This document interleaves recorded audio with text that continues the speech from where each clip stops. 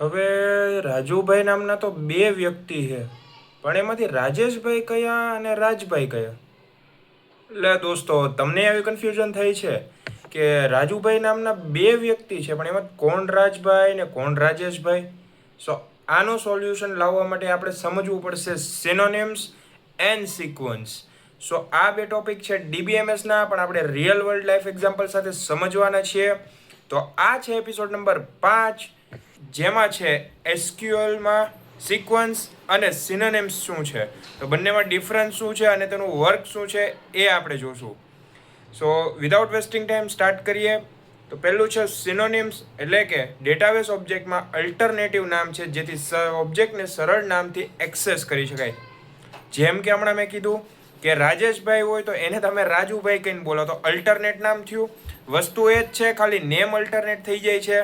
સો એને જ કહેવાય સિનોનિમ, કે નામને ફેરવીને બોલવું પણ ઓબ્જેક્ટ એ જ રહેશે. સો અહીંયા લોંગ ટેબલ નેમ ટાળવા માટે ઉપયોગી, જેમ કે એક ટેબલનું નામ હોય એમ્પ્લોય ઓફ આઈટી ડિપાર્ટમેન્ટ, તો તમે એને ટૂંકું નામ આપી દો આઈટી ડિપાર્ટમેન્ટ. એમ્પ્લોય કાઢી નાખ્યું, ખાલી આઈટી ડિપાર્ટમેન્ટ અથવા આઈટી સ્ટાફ તરીકે ઓળખો. સો અહીંયા એક સિનોનિમ ક્રિએટ થયું કે આ લાંબા નામમાંથી એક આઈટી સ્ટાફ નામનું એક ડિપાર્ટમેન્ટ બની ગયો. સો તમારે મોટું નામ નો યુઝ કરવું પડ્યું, એની જગ્યાએ નાનું નામ યુઝ કર્યું. તો અહીંયા જો રાજેશભાઈનું કરી દીધું રાજુભાઈ. સો હવે અહીંયા કોઈ રાજુ કહે ને તો રાજેશભાઈને ખબર પડી જાય કે આ મને જ કીધું હોય, તો આને કહેવાય સિનોનિમ. ઓકે, ઓબ્જેક્ટ શેરિંગ સરળ બને, એટલે કે હવે મારે કોકને લાઇબ્રેરી દેવી છે, કોઈ લાઇબ્રેરી ફાઇલ હોય, અને હું એને એમ કહું કે તું રાજેશભાઈની ફાઇલ લઈ લે, તો એને એ નહીં ખબર પડે રાજેશભાઈ, પણ હું એમ કહું રાજુભાઈની ફાઇલ લઈ લે, તો બધાય તો અત્યારે હું પ્રેમથી રાજુભાઈ રાજુભાઈ કહેતા હોય, એને જ ખબર પડી ગઈ કોની ફાઇલ કીધી.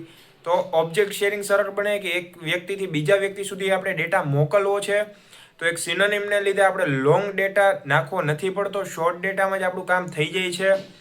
પબ્લિક અથવા પ્રાઇવેટ હોઈ શકે. હવે હું તમને એમ કહું કે એક તમારા મિત્ર છે જે રાજેશભાઈને રાજુભાઈ કહે છે, તો એ પ્રાઇવેટલી કહે છે, બધાય અમે નથી કહેતા, બધાને અમે રાજેશભાઈ જ કહે છે. અને અમુક એવું હોય કે ભાઈ બધાને સામે રાજુભાઈ કહે ને પોતાની સામે હોય ત્યારે રાજેશભાઈ કહે. સો પબ્લિક ને પ્રાઇવેટ બે હોઈ શકે, તો એવું ફિક્સ ન હોય કે આ પબ્લિક જ છે કે પ્રાઇવેટ જ છે. કોડ રીડેબિલિટી વધે, એટલે કે લાંબુ નામ લખશો તો એ જ કોડ જોવા મળશે, નાનું નામ લખશો તો એ જ કોડ જોવા મળશે. તો નાનું નામ લખીને આપણે યુઝેબિલિટી ન વધારી દઈએ, વારે વારે શું કામ લાંબુ નામ લખીને આ વસ્તુ ગોતવા જ આવી. સો એનું હવે આપણે જોઈએ સિક્વન્સ. સો સિનોનિમ જોયું કે રાજેશભાઈનું રાજુભાઈ કરી દીધું, પણ એમાં એક પ્રોબ્લેમ થઈ જાય કે સોસાયટીમાં એક રાજુભાઈ નો હોય અથવા તો એક રાજેશભાઈ નો હોય. તો હું જો રાજુભાઈ કહું ને બીજા બે રાજેશભાઈ છે, તો એને એમ થાય કે મને બોલાવ્યો, પણ એવું નથી હોતું. સો એને જ મેન્ટેન કરવા માટે સિક્વન્સ વપરાય છે. હવે સિક્વન્સ એટલે, તો નોર્મલી સિક્વન્સ એટલે કે લાઈન, એક પછી એક, એક પછી એક, એક પછી એક. સો એ જ કોન્સેપ્ટ આપણે યુઝ કરશું RDBMSમાં. જેમ કે સિક્વન્સ એ ડેટાબેઝ ઓબ્જેક્ટ છે જે ઓટોમેટિક યુનિક નંબર જનરેટ કરે છે. એટલે કે અહીંયા રાજેશભાઈ છે ને એને તમે રાજુભાઈ કહી દીધું, બરાબર, પણ હવે બીજાય રાજેશભાઈ જ છે, તો બેયને જ તમે રાજુભાઈ નો કહો, નકર બે આવશે એકને બોલાવ. તો તમે અહીંયા શું કરો, રાજુભાઈ છે એને એક નંબર આપી દો, અને બીજું નામ જે આપો છો તમે રાજેશભાઈને એમ કહો એ રાજાભાઈ. સો અહીંયા તમે બીજું નામ વાપરું, એટલે કે એક ઓબ્જેક્ટને એક નામ આપ્યું, એના પછી આગળ વધ્યા ને બીજું નામ આપ્યું, સેમ નામ બીજાને નથી આપ્યું. સો અહીંયા ડુપ્લિકેશન અટકાવી દીધું. એટલે જ્યારે ડેટાબેઝની અંદર એક ડેટાને તમે બંનેને નામ આપો, બંને ડેટાનું નામ સરખો હોય, સમજો કે અહીંયા મેં લખ્યું હોય કે હેડ ડિપાર્ટમેન્ટ અને અહીંયા નીચે પણ લખ્યું હોય હેડ ડિપાર્ટમેન્ટ, તો બે છે તો હેડ ડિપાર્ટમેન્ટ, પણ હવે મારે કેમ ઓળખું કયો હેડ ડિપાર્ટમેન્ટ કયો છે? સો હું શું કરી, એકમાં નામ આપી દે આઈટી હેડ, એકમાં હું આપી દઈ માર્કેટિંગ હેડ. તો અહીંથી બે અલગ પડી ગયા, તો અહીંયા થઈ ગયું સિક્વન્સ. હવે ખબર પડી સિક્વન્સ એટલે શું?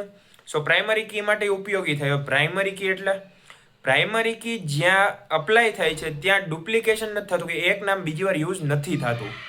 સો હવે ઓટો ઇન્ક્રીમેન્ટ વેલ્યુ આપે છે, એટલે કે વેલ્યુ હોય એને ઓટોમેટિક ઇન્ક્રીટ કરે, એટલે પાછી એ રિપીટ ના થાય. તો ત્યાંથી વેલ્યુ આગળ વધી જાય, ડેટા નવો ચાલુ થાય. ડુપ્લિકેશન વેલ્યુ રોકે છે, જેમ મેં હમણાં તમને કીધું હતું કે ડુપ્લિકેટ થવા નથી દેતું. અને મલ્ટી યુઝર એન્વાયરમેન્ટ માટે યોગ્ય, કે રાજેશભાઈ નામના 100 વ્યક્તિ હોય કે 1000 વ્યક્તિ હોય, ડુપ્લિકેટ નામ નહીં થવા દે. હવે કોકને રાજેશભાઈ આપ્યું છે તો કોકને રાજુભાઈ આપશે, કોકને રાજાભાઈ આપશે, કોકને રાજ્યો આપશે. સો કોઈએ પર્સનલી ન લેવું, હું કોઈને કહેતો નથી, પણ આ તો હું ખાલી એક્ઝામ્પલ માટે લીધું છે. અને ખોટું લાગે તો સોરી, બટ આ સમજાવવા માટે મેં તમને આ રીતે સમજાવ્યું છે. અને આઈ હોપ કે તમને સિક્વન્સ અને સિનોનિમ વચ્ચેનો ડિફરન્સ ખબર પડી જ ગઈ છે. તો એકવાર ઉપર જુઓ તમે, અહીંયા રાજભાઈ નામ છે પણ એને રાજુભાઈ હું નામ ન આપી શકું. કેમ? કારણ કે અહીંયા જુઓ રાજેશભાઈને મેં રાજુભાઈ નામ આપ્યું છે. તો હવે હું જો રાજભાઈને રાજુભાઈ નામ આપું ને, તો અહીંયા રાજુભાઈને જ્યારે હું બોલાવું તો 2 વ્યક્તિ આવશે, રાજેશભાઈ આવશે અને રાજભાઈ આવશે. સો અહીંથી હું યુઝ કરીશ સિક્વન્સ, કે બેયના નામ અલગ પડી જાય. સો આઈ હોપ કે તમને વિડીયો પસંદ આવ્યો હશે અને બધું સમજાઈ ગયું હશે. જો વિડીયો પસંદ આવ્યો હોય તો વિડીયોને લાઈક કરો, ચેનલને સબસ્ક્રાઈબ કરો અને આ વિડીયોને તમારા બધા મિત્રો સુધી શેર કરો, જેથી તેમને પણ આ વિડીયો હેલ્પફુલ બની રહે. તો મળીએ નેક્સ્ટ વિડીયોમાં.